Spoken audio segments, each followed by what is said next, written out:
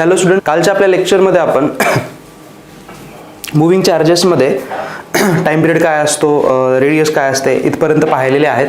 काही चांगले क्वेश्चन्स पण आपण पाहिलेले, लाईक चेंज इन वेलॉसिटी वगैरे वगैरे वगैरे. आजच्या पार्टमध्ये आपण सायक्लोट्रॉन सुरू करत आहोत. ओके, सायक्लोट्रॉन काय असतो?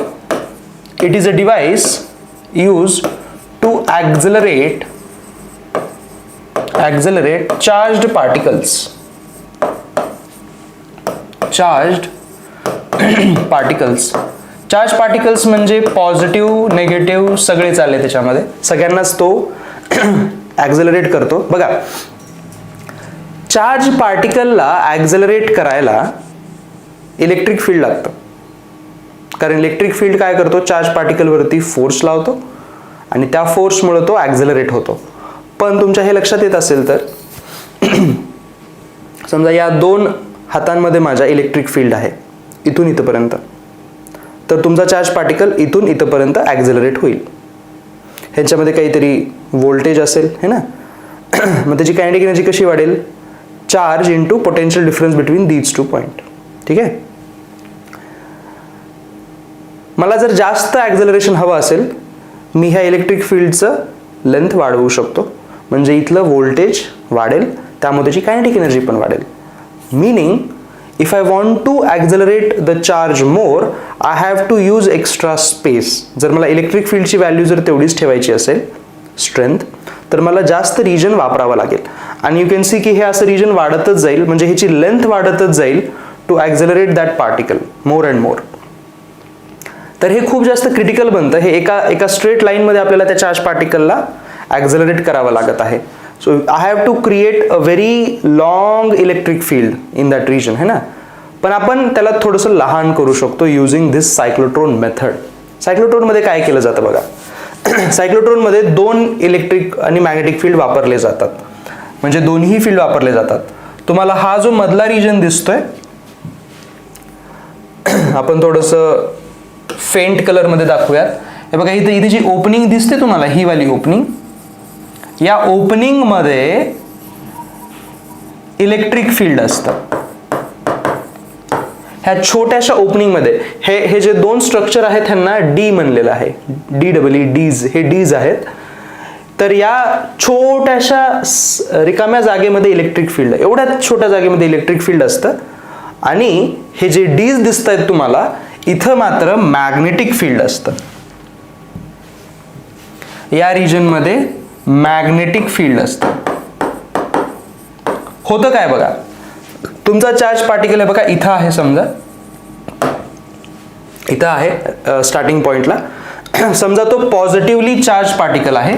तर इलेक्ट्रिक फील्ड कसं केलं जातं की इकडं पॉझिटिव्ह आणि इकडं निगेटिव्ह, म्हणजे इथं पॉझिटिव्ह आणि इकडं निगेटिव्ह इलेक्ट्रिक फील्ड. त्यांनी काय होतं, ह्या चार्ज पार्टिकलला बघा या डायरेक्शन मध्ये वेलॉसिटी मिळाली, काहीतरी वेलॉसिटी मिळाली, कमी असेल आता.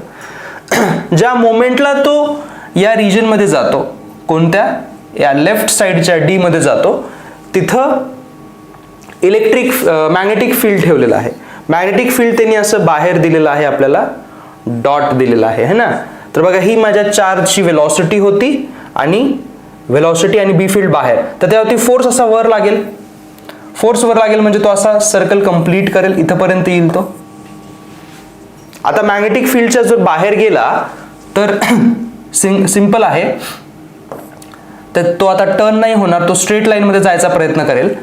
त्या मोमेंटला काय होतं, ह्या रिकाम्या जागेमध्ये आल्यानंतर हे जे इलेक्ट्रिक फील्ड तुम्ही असं लावलं होतं ना, प्लस टू मायनस, त्याला चेंज करतात असं, म्हणजे प्लस इकडं लावलं जातं, मायनस इकडं, म्हणजे त्याला ऑसिलेट केलं जातं. म्हणून हा इथं ऑसिलेटर आहे. कुणाला ऑसिलेट करायचं आहे? इलेक्ट्रिक फील्डला, है ना. there is oscillating electric field between the D's. हे जे डीज असतात त्याच्यामध्ये ऑसिलेटिंग इलेक्ट्रिक फील्ड असतं, आणि डीजच्या मध्ये inside the dees there is a uniform magnetic field. inside the D's there is uniform B field. दोघांचा यूज कसा आहे बघा.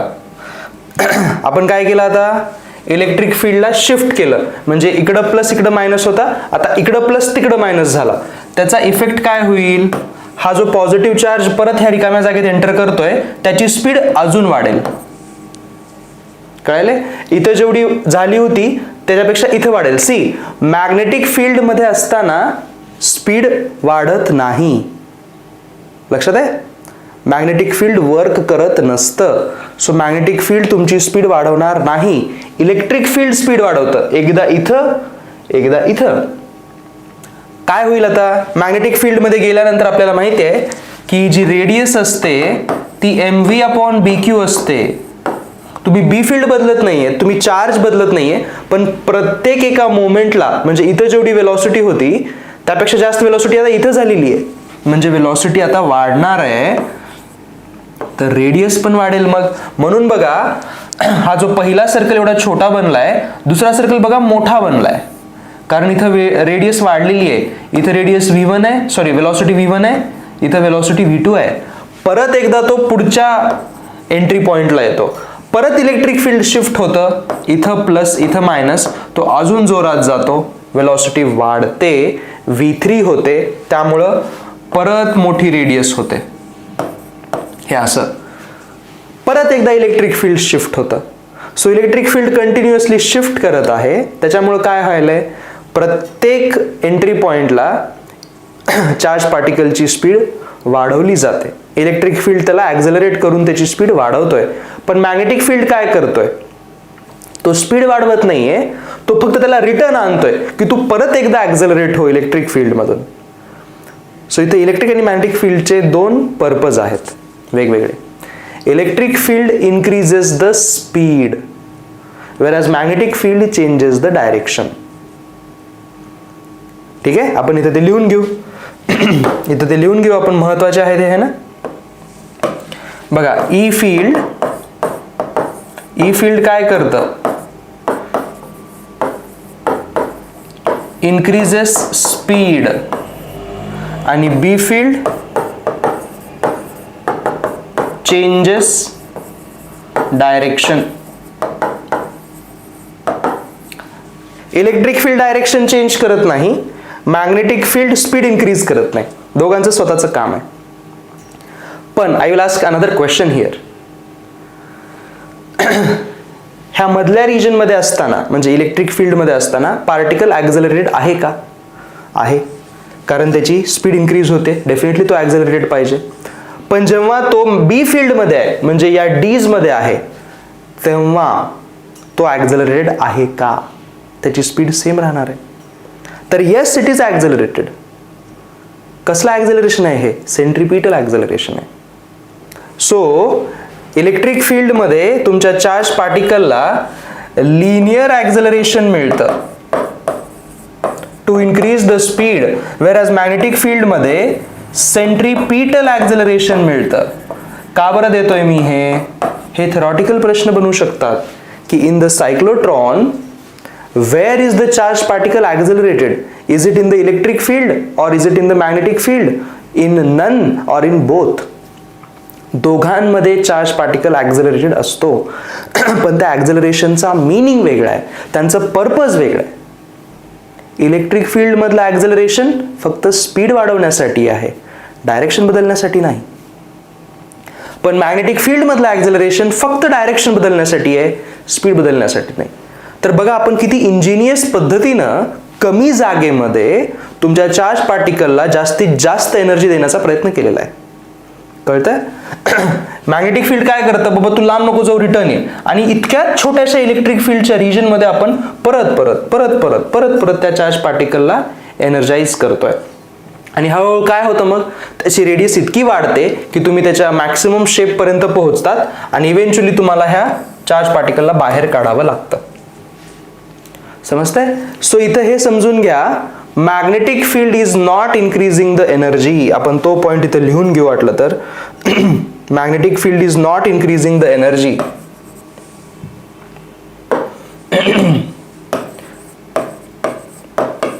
magnetic field does not increase kinetic energy in cyclotron.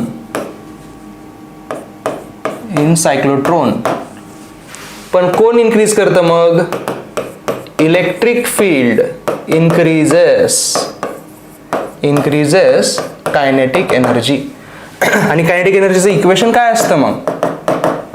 Charge into ते potential difference जे ह्या दोन point मध्ये बनलेलं आहे ते. सो एका वेळेस गेला Q इंटू व्ही, दुसऱ्या वेळेस गेला परत Q इंटू व्ही, असं जितक्या वेळेस तो जाणार आहे तितक्या टाइम्स Q इंटू व्ही म्हणता येईल. म्हणजे इथे जी कायनेटिक एनर्जी बनणार आहे तुमची ही कुणावर प्रपोर्शनल करते?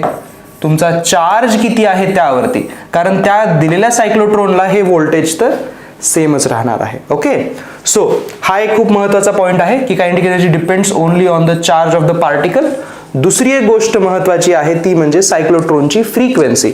हा जो खाली ऑसिलेटर आपण लावलाय ना, हे जे फील्ड असं स्विच होत आहे याची फ्रीक्वेन्सी किती असते?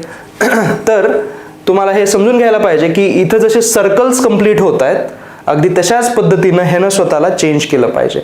सो या सर्कलची फ्रीक्वेन्सीज आणि याची फ्रीक्वेन्सी सेम असली पाहिजे. ओके, सो सायक्लोट्रॉन फ्रीक्वेन्सी जी आहे हा एक फॉर्म्युला आहे. सायक्लोट्रॉन फ्रीक्वेन्सी जी आहे, काल आपण फ्रीक्वेन्सी पाहिली होती ना, BQ/2πm, तीच फ्रीक्वेन्सी परत इथं असते. समजते? तर असे हे दोन फॉर्म्युले आहेत, याच्यावरती आपण प्रश्न सॉल्व्ह करूयात. बघा, the maximum energy of deuteron coming out of a cyclotron is 20 mega electron volt. बघा, ड्यूटेरॉनची एनर्जी त्यांनी म्हटलेली आहे, सॉरी हे चुकलं माझं स्पेलिंग, ड्यूटेरॉन ची कायनेटिक एनर्जी आहे 20 मेगा इलेक्ट्रॉन वोल्ट है ना. ड्यूटेरॉन मध्ये चार्ज किती असतो तुमचा? एक सिंगल इलेक्ट्रॉनचा किंवा पॉझिटिव्ह चार्ज असतो, राईट. तर प्रोटॉनची किती असेल असं ते म्हणतात? प्रोटॉनची कायनेटिक एनर्जी किती असेल? ऍक्च्युली तेवढीच बनायला पाहिजे. It should be the same, कारण त्याचाही चार्ज सेमच येतो. 20 मेगा इलेक्ट्रॉन वोल्टच यायला पाहिजे है ना, कारण त्याचाही चार्ज हा सेमच आहे, राईट. असं म्हणता येईल ना आपल्याला? बघा बरं. येस, ओके, चालेल. पुढे चलूयात आपण. हा, आता अजून एक महत्वाचा पार्ट आपण पाहतोय ते म्हणजे आज इम्पॉर्टंट आहे लॉरेंट्झ फोर्स. लॉरेंट्झ फोर्स खूप सोपा आहे हा. लॉरेंट्झ फोर्स काय म्हणतो की एखाद्या रिजन मध्ये, एखाद्या स्पेस मध्ये जर इलेक्ट्रिक आणि मॅग्नेटिक फील्ड दोघही जर असतील तर ते चार्ज वरती दोघही फोर्स लावायला लागतील. करेक्ट. आणि त्याच्या रिझल्टंट मुळे जो नेट फोर्स येईल त्या डायरेक्शन मध्ये तुमचा चार्ज हा मूव्ह व्हायला पाहिजे, राईट. तर इलेक्ट्रिक फोर्स किती असतो? इलेक्ट्रिक फोर्सचा फॉर्म्युला किती असतो? Charge into field E. Whereas magnetic force किती असतो? बघा, हे जर वेक्टर जर म्हटलं आपण, ह्याला जर वेक्टर म्हटलं आपण तर हे असं लिहावं लागतं. ओके. आणि मॅग्नेटिक फोर्स हा असतो Q वेलॉसिटी क्रॉस B. तर मग लॉरेंट्झ फोर्स जो आहे तो ऍक्च्युली ह्या दोघांचा ऍडिशन आहे, अजून काहीही नाही. Lorentz force is electrical force plus magnetic force, म्हणजे तो काय होईल? QE vector plus Q V cross B vector. ह्या अशा पद्धतीने लॉरेंट्झ फोर्स देता येतो आपल्याला. म्हणजे दोन्ही फोर्स तिथे तुम्ही कन्सिडर केले पाहिजेत. इलेक्ट्रिक इंडिव्हिज्युअली बघा वेगळा आणि मॅग्नेटिक फोर्स या फॉर्म्युल्यानं. ओके. त्याच्यावरचे प्रश्न बघूयात. बघा, लॉरेंट्झ फोर्स तेच आहे Q, हे म्हणता येईल ना. आता तुम्हाला इथे वाटेल की सर इथे त्यांनी वेक्टर्स नाहीत दिलेले, तर बघा हे इथं जे दिसतं तुम्हाला ह्याच्या कंपॅरिझन मध्ये, Qच्या कंपॅरिझन मध्ये हे E, V आणि B बघा हे बोल्ड दिलेले आहेत ना. तर हे बोल्ड म्हणजे ऍक्च्युली ह्या वेक्टर क्वांटिटीज असतात बरं का. हे समजून घ्या, हे पेपरमध्ये असं दिलं जाऊ शकतं. It's a valid representation, recognised representation आहे हे. की जर मला एखादा वेक्टरला आता हे व्ही वेक्टर आहे, तर असं लिहिण्याऐवजी मी याला असंही लिहू शकतो. हे असं बोल्ड करू शकतो मी याला, है ना, हे बोल्ड करू शकतो मी. मग वर वेक्टर द्यायची गरज नाहीये मला ह्याला. ठीक आहे. पेपरमध्ये ते बोल्ड लेटर्स सेपरेट दाखवता येतात म्हणून दे यूज द बोल्ड लेटर्स. आपल्याला नाही दाखवता येत म्हणून आपण प्रत्येक वेळेला वर वेक्टर दाखवत असतो. ठीक आहे. आता ह्याच्यावरती खूप चांगले प्रश्न बनतात. 2 प्रश्न आहेत आपल्याकडे बघा. A charge particle travels along a straight line with speed v, straight line with speed v, where both electric and magnetic field are present. तर पुढं काय आहे असं विचारलेलं आहे त्यांनी. आता बघा त्यांनी काय म्हणलेलं आहे, सेम स्पीड आणि स्ट्रेट लाईन हे 2 वर्ड खूप महत्वाचे आहेत. म्हणजे एका सरळ लाईन मध्ये जातोय तो आणि स्पीड पण बदलत नाहीये. मीनिंग काय की या पार्टिकलचं ॲक्झलरेशन 0 आहे, म्हणजे त्याच्यावरती फोर्स 0 आहे. कोणता फोर्स कुणामुळे येणार होता, तिथे इलेक्ट्रिक आणि मॅग्नेटिक दोन्ही पण फील्ड आहेत, दोन्ही पण, म्हणजे हा लॉरेंट्झ फोर्स 0 आहे. लॉरेंट्झ फोर्स 0 आहे, हा प्लस हा. समजतंय. Both of these forces are, हे मिळून 0 होणार आहेत बरं का, हे मिळून 0 होणार आहेत, समजून घ्या. दोघांनी एकमेकांना कॅन्सल केलेलं आहे. म्हणजे कसं, एक फोर्स जर तिकडं असेल तर दुसरा मग इकडं लागला पाहिजे, इक्वल आणि अपोजिट, मग कॅन्सल होतील. इलेक्ट्रिक इकडं तर मे बी मॅग्नेटिक इकडं, इलेक्ट्रिक इकडं तर मॅग्नेटिक खाली, मग इलेक्ट्रिक इकडं तर मॅग्नेटिक इकडं, मग असं काहीतरी झालेलं आहे आणि त्यांनी एकमेकाला कॅन्सल आउट केलेलं आहे. आता आपण ट्राय आउट करून बघूयात की कसं आहे, है ना, कसं आहे बघूयात आपण. ओके. ऑप्शन्स कसे कसे आहेत बघा. त्याच्यामध्ये 2 फील्ड एकमेकाला परपेंडिक्युलरचे 3 ऑप्शन आहेत आणि एका ऑप्शन मध्ये म्हटलेले की 2 फील्ड एकमेकाला हे पॅरलल आहेत. आपण पॅरलल वाली केस अगोदर, हे थोडंसं मोठं एक्सप्लेनेशन चालणार आहे. आपण सी वाला बघूयात, सी ला बघूयात आपण की 2 फील्ड एकमेकाला पॅरलल आहेत म्हणून. हे बी फील्ड असं ठेवूयात, सी ऑप्शन बद्दल बोलतोय मी, आणि इलेक्ट्रिक फील्ड पण आपण असं देऊयात. ओके, पॅरलल देऊयात आपण एकमेकांना. आणि आता चार्ज पार्टिकल कुठं दाखवू शकतात तुम्ही, त्यात पहिली केस आहे की चार्ज पार्टिकल तुम्ही असा दाखवा. समजा असा मूव्ह होत होता म्हणून व्ही वेलॉसिटीला. ठीक आहे. तर मॅग्नेटिक फील्ड आणि वेलॉसिटी सेम डायरेक्शन मध्ये आहेत. या केसमध्ये या दोघांमधला अँगल 0 झाला, तर मॅग्नेटिक फोर्स तर इथं 0 झाला. एक तर गोष्ट आपली 0 झाली, चांगली गोष्ट आहे. पण इलेक्ट्रिकचा फोर्स तो तर याच डायरेक्शन मध्ये लागेल आणि मग हे ॲक्झलरेट होईल ना. म्हणजे इलेक्ट्रिक फोर्स इथं 0 नाही आहे या केसमध्ये. मॅग्नेटिक 0 आहे, इलेक्ट्रिक 0 नाही आहे, म्हणून टोटल फोर्स पण 0 नाही आहे. म्हणजे ही केस नाही होऊ शकणार ज्याच्यामध्ये दोघं सेम डायरेक्शन मध्ये आहेत आणि चार्ज हा त्यांच्याच डायरेक्शन मध्ये. आपण एक वेगळं काहीतरी घेऊन बघू. ह्या सी मध्येच आपण वेगळे करून बघू. बी फील्ड असंच देतोय मी, इलेक्ट्रिक फील्ड पण असंच देतोय, आणि चार्ज पार्टिकलची जी वेलॉसिटी आहे ना ती आपण परपेंडिक्युलर देऊन बघू. मग बघू काय होतं. ही वेलॉसिटी देऊन बघू आपण अशी परपेंडिक्युलर, है ना. काय होईल बघा, आता काय होईल बघा. व्ही क्रॉस बी जर केला तुम्ही, व्ही क्रॉस बी, तर बघा फोर्स हा मध्ये लागेल इन टू द पेज, है ना.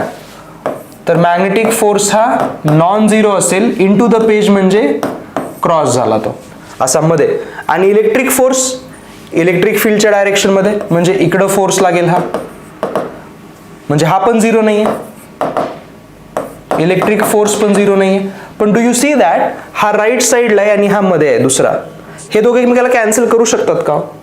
नाही. म्हणजे इथं पण नेट फोर्स 0 नाही आहे. आपल्याला नेट फोर्स 0 हवाय. सो ही कंडिशन नाही होऊ शकत जिथं 2 फील्ड एकमेकाला पॅरलल आहेत.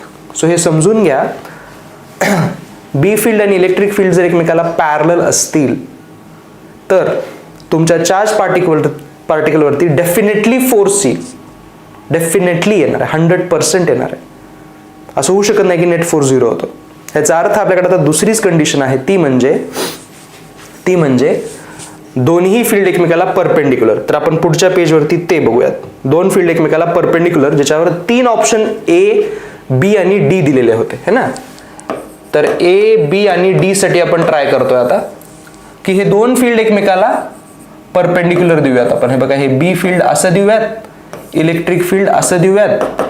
पण आता प्रॉब्लेम आहे, चार्ज पार्टिकल कुठं द्यायचा. ट्राय करूयात. चार्ज पार्टिकल अगोदर पहिल्या केसमध्ये ह्याच्याच डायरेक्शन मध्ये देऊयात, ही वेलॉसिटी देऊयात. या केसमध्ये काय होईल, मॅग्नेटिक फोर्स तर 0 होईल, मॅग्नेटिक फोर्स तर 0 होईल. इलेक्ट्रिक फोर्स मात्र इकडे राहील, हा असा, हा इलेक्ट्रिक फोर्स राहील, तो नॉन झिरो असेल. म्हणजे टोटल फोर्स परत इथं 0 होणार नाही, तर हे पण खड्ड्यात गेलं. दुसऱ्या वेळेस आपण काय करूयात, हे दोघे एकमेकाला परपेंडिक्युलर घेऊयात, आणि चार्ज पार्टिकल इलेक्ट्रिक फील्डच्या डायरेक्शन मध्ये पाठवूयात असा. त्याच्यामुळे काय होईल, इलेक्ट्रिक फोर्स तर खालीच लागेल ह्या डायरेक्शन मध्ये, तर तो 0 नाही होणार तो 0. मॅग्नेटिक फोर्स आता 0 नाही होणार. बघा, व्ही क्रॉस बी करून बघा, हे व्ही इकडं आणि क्रॉस बी, हे बघा हा फोर्स इकडे यायला बाहेर डॉट मध्ये, म्हणजे मॅग्नेटिक फोर्स पण 0 नाहीये, पण तो डॉट आहे, बाहेर आहे. बघा, मॅग्नेटिक फोर्स बाहेर आणि इलेक्ट्रिक फोर्स खाली होता ना, हे परत एकमेकाला परपेंडिक्युलर, दोघे एकमेकाला कॅन्सल नाही करू शकत, नेट फोर्स अजून पण 0 होणार नाही, हे पण खड्ड्यात गेलं. आता अजून एक शेवटची कंडिशन राहिली आहे, ती आपण ट्राय आउट करून बघू. बघा, पुढे चलूयात आपण.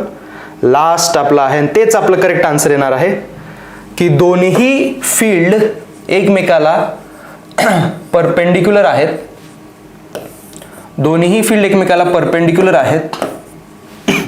आणि तुमची जी वेलॉसिटी आहे ना, चार्जची वेलॉसिटी, ती पण या दोघांना परपेंडिक्युलर आहे, म्हणजे तिघही एकमेकाला परपेंडिक्युलर पाहिजेत. डेफिनेटली तिथं तुमचा आन्सर 0 येऊ शकतं. आता ऑप्शनच नाहीये दुसरा. ठीक आहे, आपण आता बघूयात की कसं है ना. सपोज करूयात ह्या दिलेल्या इलेक्ट्रिक फील्डमुळं जो इलेक्ट्रिक फोर्स असेल तो कुठं असेल, इलेक्ट्रिक फील्ड खाली आहे ना, म्हणजे इलेक्ट्रिक फोर्स असा खाली लागला पाहिजे. करेक्ट, बरोबर. आपलं एम काय होतं, नेट फोर्स 0, लॉरेंट्स फोर्स 0, पण इलेक्ट्रिक फोर्स तर खाली यायलाय. मॅग्नेटिक फोर्स कुठं असला पाहिजे, मॅग्नेटिक फोर्स डेफिनेटली असला पाहिजे वर, त्याशिवाय हे कॅन्सल आउट होणार नाहीत है ना. आणि दुसरी एक गोष्ट, मी थोडंसं इथं चुकीचं काढलं बघा. आपण याला काय करूयात,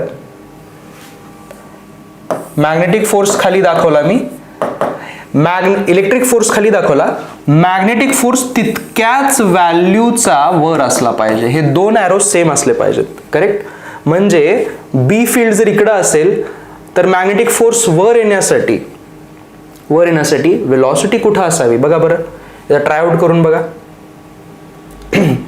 व्ही क्रॉस बी, हा हे बघा, हे वेलॉसिटी जर आपण बाहेर ठेवली, अशी इकडं तुमच्याकडे, आणि बी फील्ड हे बघा इकडे आहे, तर बघा थंब माझा वर दाखवतो, म्हणजे मॅग्नेटिक फोर्स हे बघा इथे येऊ शकतो असा. वेलॉसिटी आणि बी म्हणजे इकडं, म्हणजे इथं असणारी जी वेलॉसिटी आहे ना, ती डॉट जर असेल, dot perpendicular to both of these, तर मॅग्नेटिक फोर्स हा वर येऊ शकतो, जो की ह्याला कॅन्सल करू शकतो. ठीक आहे, मग मॅग्नेटिक फोर्स आणि इलेक्ट्रिक फोर्स जे आहेत त्यांचं मॅग्निट्यूड सेम यायला पाहिजे कॅन्सल करण्यासाठी. हे किती झालं, Q V B sine theta equal to Q into E. Velocity आणि बी फील्ड मध्ये किती अँगल आहे, वेलॉसिटी बाहेर आहे, बी फील्ड इकडे आहे, 90 झाला. हे झालं Q V B equal to Q E. Q Q cancel. बघा, इलेक्ट्रिक फील्ड आला व्ही इंटू बी. ही कंडिशन आली पाहिजे दोघांच्या मॅग्निट्यूड मध्ये, की इलेक्ट्रिक फील्डचं मॅग्निट्यूड असेल velocity into B field, magnitude मध्ये हे कंडिशन आलीच पाहिजे. आणि दुसरं, हे तिघं अशा पद्धतीनं एकमेकांना परपेंडिक्युलर असले पाहिजेत. असं असेल तरच नेट फोर्स 0 होईल. हे सगळं जर असेल इथं दिलेलं, हे असं जर असेल, बी फील्ड इकडं, इलेक्ट्रिक फील्ड इकडं आणि वेलॉसिटी इकडं, तर तुमचं नेट फोर्स 0 होईल आणि तुमचा चार्ज पार्टिकल आहे तसा जाईल. म्हणजे कसा, हे असा जाईल. असा येतो ना तो, असा जाईल बघा असा. मॅग्नेटिक फोर्स त्याला वर लागतं, इलेक्ट्रिक फोर्स खाली लागतो, दोघे मला कॅन्सल करतात. एकदा ट्राय आउट करून बघायचा ऑप्शन आहे का आपल्याकडे. E = VB पाहिजे. हे बघा E = VB है ना, आणि दोन्ही फील्ड एकमेकाला परपेंडिक्युलर पाहिजेत. ठीक आहे, पुढे चलूयात आपण. हा एक खूपच सुंदर प्रश्न आहे, नीट 2013 मध्ये आलेला आहे बघा. एक एक वाक्य नीट समजून घ्या, कारण ह्याच्यातूनच कॉन्सेप्ट आणि पुढे आपल्याला जाण्यासाठी रस्ता मिळतो. A proton is released from rest in a room. It starts with initial acceleration of A0 towards west. फक्त ह्याच्यावर लक्ष द्या. आता प्रोटॉनला तुम्ही रेस्टवरून रिलीज केलेला आहे आणि मग तो वेस्टकडे ॲक्झलरेट होतो A0 नी. करेक्ट.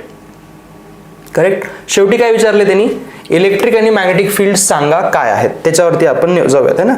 पुढे बघा, आता मी पुढे नेतोय. काय म्हणलेलं आहे त्यांनी, हे आपण इथं डायग्राम काढूयात. ईस्ट वेस्ट सगळंच आहे ना, त्याशिवाय नाही कळणार आपल्याला. हे आहे नॉर्थ, साऊथ, ईस्ट आणि वेस्ट. काय म्हणले त्यांनी, ह्याला जर रेस्टवरून जर सोडला, या रूम मध्ये रेस्टवरून जर सोडला तर ॲक्झलरेशन जे आहे ते वेस्टकडं A0 दिसलं, वेस्टकडं A0. आता मला सांगा, रेस्टवरती जेव्हा पार्टिकल तुम्ही सोडतात रेस्टमध्ये, मॅग्नेटिक फोर्स किती, व्हॅल्यू किती आहे मॅग्नेटिक फोर्सची, QVB sin θ बरोबर. पण त्याच्याकडे जर वेलॉसिटीच नसेल तर मॅग्नेटिक फोर्स लागेल का, नाही लागणार. म्हणजे या केसमध्ये जेव्हा त्यांनी रेस्टवरून सोडलं तेव्हा मॅग्नेटिक फोर्स 0 होता. करेक्ट. मग त्याला ॲक्झलरेट कोण केलं, इलेक्ट्रिकनं है ना.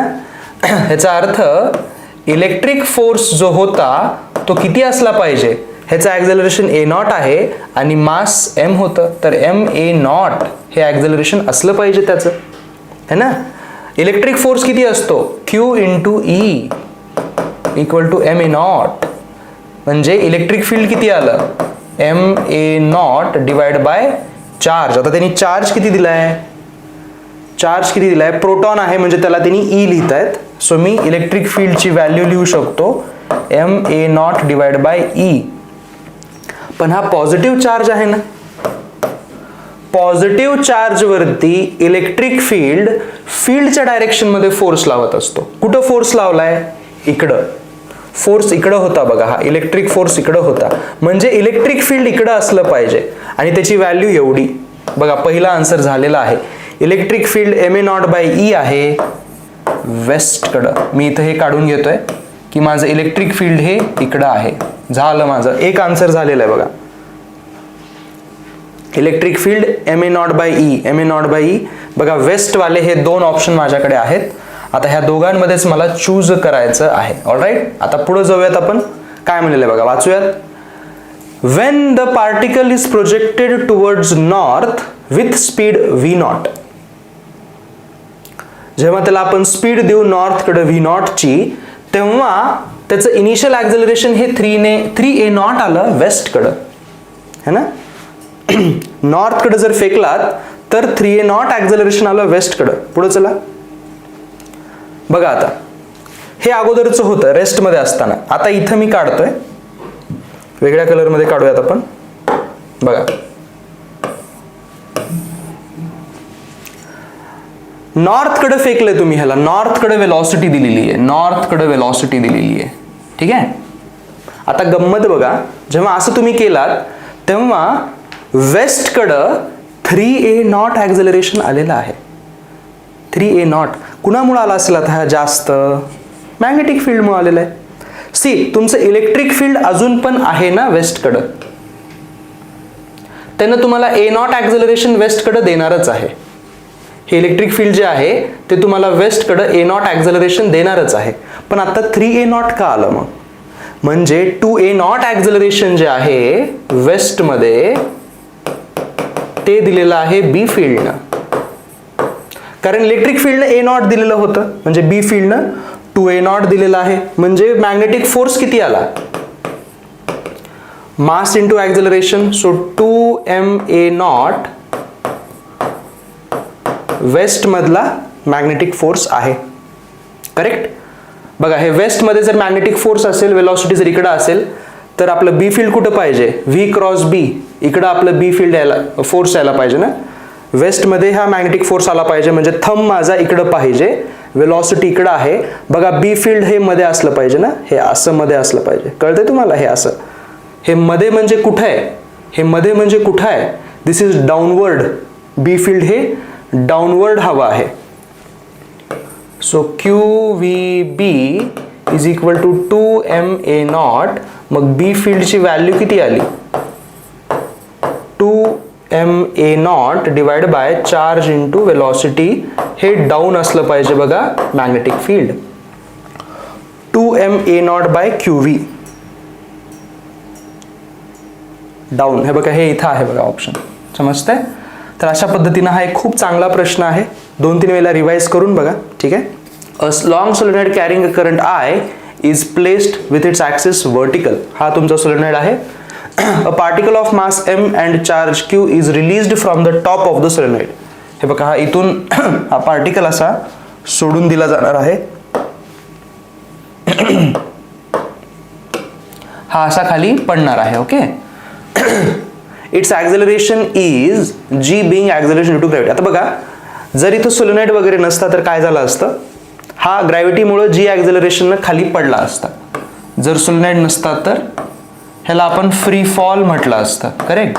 पण आता काय आहे, सोलेनॉइड आहे आणि त्याच्यातून करंट जाणार आहे. तर सोलेनॉइडमुळे काय होईल, त्या करंटमुळे there will be a magnetic field. आणि मॅग्नेटिक फील्ड कसं असतं, अलॉंग द ॲक्सिस. करेक्ट. हे अशा पद्धतीनं तुमचं मॅग्नेटिक फील्ड असेल. करेक्ट. आता बघा तुमचा जो चार्ज इथं सोडला गेलाय त्याची वेलॉसिटी जी असेल ती बी फील्डच्या अलॉंगच आहे, है ना. सो मॅग्नेटिक फोर्स जो लागेल त्याचा फॉर्म्युला काय असतो, Q वेलॉसिटी क्रॉस B म्हणजे QVB. आता इथं साइन अँगल 0 येतो कारण वेलॉसिटी पण खाली आहे, बी फील्ड पण खाली आहे, म्हणजे तुमचा फोर्स आला 0. There is no magnetic force on the charge. जरी फील्ड असलं तरी या चार्ज वरती मॅग्नेटिक फोर्सच नाही आहे. पण ग्रॅव्हिटीचा फोर्स आहे तो तर लागेलच, फक्त हा 0 आहे. त्यामुळे याचा इफेक्ट नाही येणार आणि तो जसा अगोदर पडत होता G मुळे आताही तसाच पडेल. So it will be equal to G. ठीक आहे. पुढे चलूयात. बघा हा एक चांगला प्रश्न आहे. A particle of mass m and charge q moves with a constant velocity along the positive x direction. It enters a region containing uniform magnetic field directed along the negative z direction, extending from x equal to a to x equal to b. The minimum value of v required so that the particle can just enter the region x greater than b. Okay. तर प्रश्न वाचून घ्या. मी इथं तुमच्यासाठी diagram बनवतोय. काय आहे बघा, एक मॅग्नेटिक फील्ड आहे जे x इक्वल टू a या ठिकाणापासून x इक्वल टू b इतक्याच रिजन पर्यंत आहे. आणि -z म्हणजे आपण असं मध्ये घेऊयात. So let us call the magnetic field to be cross. ठीक आहे. याला क्रॉस म्हणूयात असं. ठीक आहे. आणि तुमचा जो चार्ज आहे, चार्ज जो आहे तो असा इकडे एंटर करणार आहे, है ना. This is the velocity of the charge in this direction. ही तुमची वेलॉसिटी आहे. ओके. आता हा पॉझिटिव्ह चार्ज आहे ना, हा पॉझिटिव्ह चार्ज आहे का, चार्ज हा पॉझिटिव्हच घेऊयात आपण, कॉन्स्टंट वेलॉसिटी v. ओके. आता बघा ज्या मोमेंटला हा चार्ज इथं मध्ये येईल v क्रॉस b, त्याच्यावरती फोर्स जो आहे या पॉइंटला तो असा वर्स लागेल, म्हणजे त्याचं सेंटर जे आहे ते इथं कुठंतरी येणार आहे. करेक्ट. मग आता काय होईल बघा, काय होईल ही त्यांनी आपल्याला वेलॉसिटी बद्दल विचारलेलं ना. ओके ठीक आहे. बघा याची रेडियस किती बनेल, mv अपॉन bq अशी याची रेडियस असेल.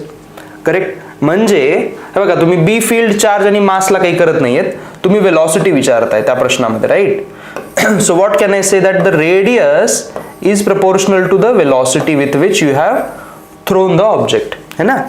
ह्या वेलॉसिटी v वरती याची रेडियस मॅटर करणार आहे. समजा वेलॉसिटी खूपच कमी असते, याचा अर्थ रेडियस कमी असते, म्हणजे काय झालं असतं, हा पार्टिकल असा इथूनच असा टर्न झाला असता, करेक्ट, असं झालं असतं. म्हणजे तो या बीच्या रिजनमध्ये जाणार आहे का? आपल्याला काय म्हटलेलं आहे त्यांनी शेवटी, the particle should enter the region X greater than B, meaning तो इथपर्यंत गेला पाहिजे, या रिजनमध्ये गेला पाहिजे तुमचा पार्टिकल. मग आपण थोडंसं अजून वेलॉसिटी वाढवूयात, त्याच्याने काय होईल, हा असा जाईल, थोडंसं अजून वाढवूयात, तो असा जाईल. समजतंय का? हळूहळू तुम्ही वेलॉसिटी वाढवलं तर रेडियस वाढणार आहे आणि तो तिकडे जायचे चान्सेस हे वाढणार आहेत, है ना. आपल्याला काय करायचे, वेलॉसिटी इतकीच वाढवायची आहे की तो जस्ट तिथे एंटर करेल. Meaning what I can do is I can make the velocity such that हा बरोबर असा इथून गेल्यानंतर हे बघा, हे असा इथं टच जर होऊ शकला, म्हणजे ही वेलॉसिटी आणि ही वेलॉसिटी अशी एकमेकाला जर 90 डिग्री जर होऊ शकले तर इथून हा जस्ट बाहेर पडू शकतो. समजतंय? जर तुम्हाला लक्षात नसेल आलं तर मी परत इथं काढतो ही डायग्राम. हे पहा, इथून आल्यानंतर हे असा कळतं तुम्हाला, म्हणजे हे असं एक्झॅक्टली जर 90 डिग्री इथं होऊ शकलं तर तुमचा पार्टिकल इथून असा बरोबर बाहेर पडू शकतो, है ना. ह्या कमीत कमी वेलॉसिटीला असं होऊ शकेल, कारण ह्याच्याहून जर तुम्ही जास्त वेलॉसिटी वाढवली समजा ह्याच्याहून जास्त वेलॉसिटी, तर काय होईल, तो डेफिनेटली बाहेर जाईल. हो, हे असं जाईल ना, तो आरामात निघून जाईल. पण आपल्याला कमीत कमी मध्ये काम करायचं ना, मिनिमम एवढी करायची आपल्याला. ही मिनिमम कंडिशन झाली, ही मिनिमम कंडिशन झाली. मग तुम्हाला ह्या डायग्राम मध्ये काय दिसायलंय की तुमच्या पार्टिकलचा हा सेंटर असेल ओ पॉइंट आणि त्याने 90 डिग्री कव्हर केलेला असेल just before it goes out. म्हणजे ही त्याची रेडियस झाली, दिसतंय तुम्हाला, ही त्याची रेडियस झाली एवढी. So the radius will be equal to B minus A. B पासून ए पर्यंतचं अंतर म्हणजेच रेडियस आहे. Therefore mv upon B Q ही रेडियस आहे, तेच तुमचं बी मायनस ए बनतं. सो आपल्याला वेलॉसिटी काय झाली, B into Q into small B minus A divide by mass. एवढी वेलॉसिटी असली पाहिजे. B Q B minus A divide by mass, हेच आहे का?